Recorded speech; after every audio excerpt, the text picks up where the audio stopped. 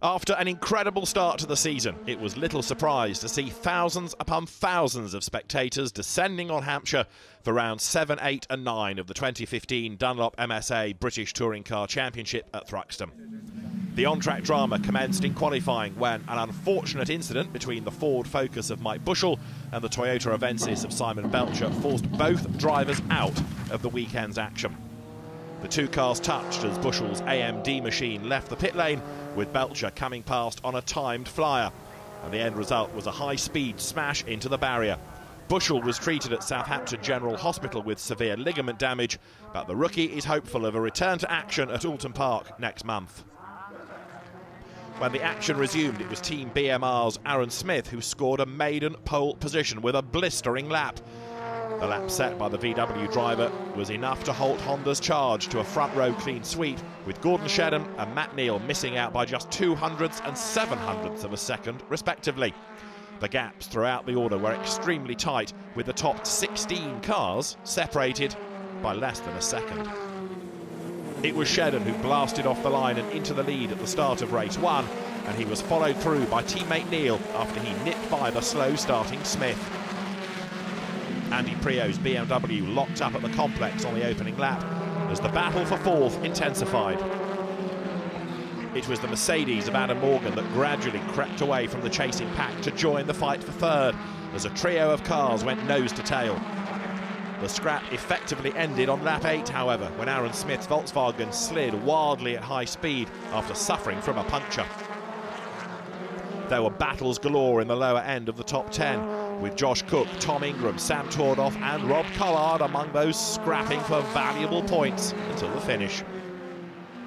Despite an incredibly topsy-turvy race for BTCC returnee Andy Prio, he was eventually able to finish 5th, exactly where he started the contest, after coming out on top of an almighty three-way tussle across the line.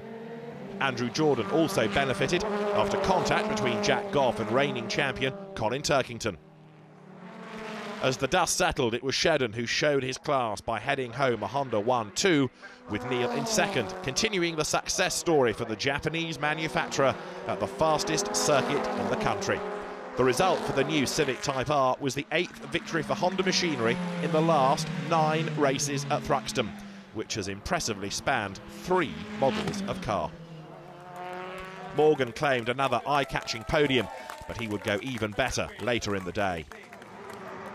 Honda's dominant reign in Hampshire came to an end in the second encounter when Jason Plato's Volkswagen enjoyed a race-long joust with West Surrey Racing's Rob Collard. Plato lost out to Collard off the line, but all eyes were initially behind the lead duo as a coming together between Prio's BMW and Morgan's Mercedes sparked mayhem down the order. Jeff Smith's Eurotech Honda and Josh Cook's PowerMax Racing Chevrolet were able to take evasive action from the incident, but both collected the lightweight Dunlop advertising hoardings as they skittled across the grass. With banners attached to the front of their machines, they were both forced to pit to avoid their cars from overheating. Back up front, and Plato was able to get the run out of Church before making a move back into the lead before the cars reached the final chicane on lap 2. Shedden had settled into third ahead of 4th placed Battle. It was Aaron Smith and Matt Neal's Honda hard at work. That tussle came to an abrupt end on lap 7 when Neal's Civic Type R made contact with the Team BMR machine at the complex. It was a heavy hit and one that forced Neal into retirement, with Smith only able to limp to a lowly 11th place finish. The race will be remembered, however, for the classic duel between Plato and Collard, with the latter having the pace in all the wrong places.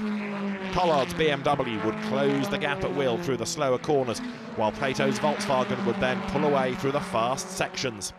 Plato never put a wheel wrong and proved why he is the most successful BTCC driver in history, by going on to take an incredible 90th career victory. Collard was second, Shedden bagged third.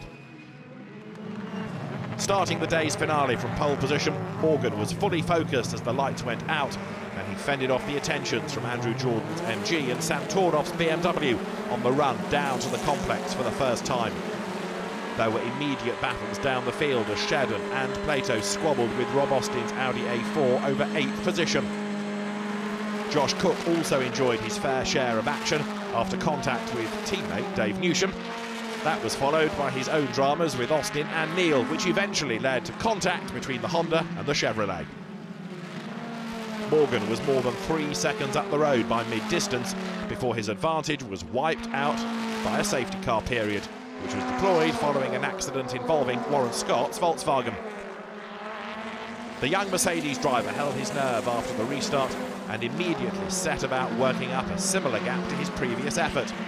In truth, he never came under pressure and cruised to his second ever BTCC victory, much to the delight of his Wix racing team. It made for a happy podium, with Jordan and Tordorf joining Morgan for their first podium of the day. With the series now heading to the northwest, to the picturesque Alton Park circuit in June, we caught up with race 3 star Adam Morgan ahead of his home event.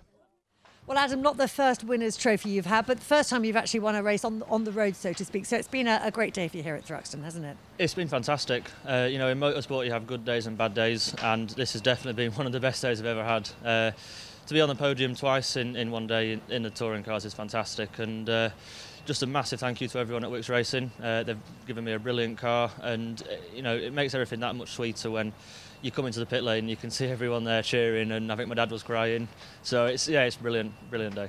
Well, you've got a little bit of time to mop up the tears and have a few drinks before we head off to Alton Park. Your home track, so that's one you're very much going to enjoy, isn't it? Yeah, it would be nice if we could do the same at my home track. You know, we should hopefully have a load of people there, a load of fans and family there.